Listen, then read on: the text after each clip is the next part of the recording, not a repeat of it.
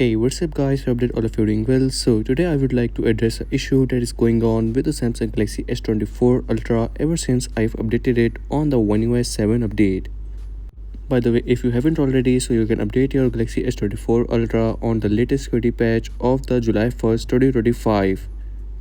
To do that, simply go into the settings, then tap on software update and download and install. From here, you can install this July 1st, 2025 security patch update. So ever since I've updated my phone on the One UI 7 update, I'm facing a lag issue while locking it. So whenever I will try to lock it, it will show a delay while locking it completely. As you can see, it do not locks instantly, but it takes a while to lock completely, and this is happening ever since I've updated it on the One UI 7 update.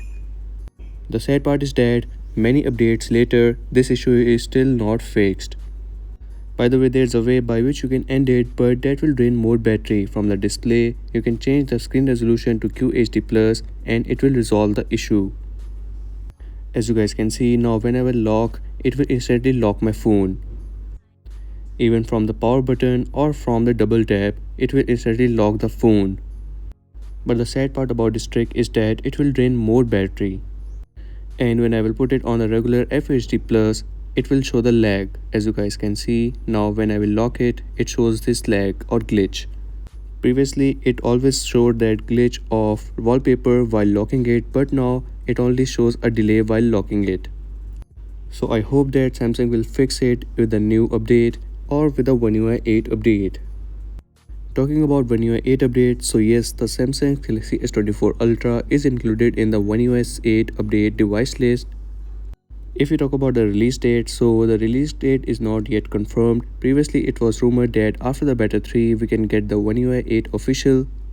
But now, according to the new news, it is expected that we can get to see the One UI 8 beta 4 and 5. So most probably by the end of the August, we might get to see this update on our Samsung Galaxy S24 Ultra.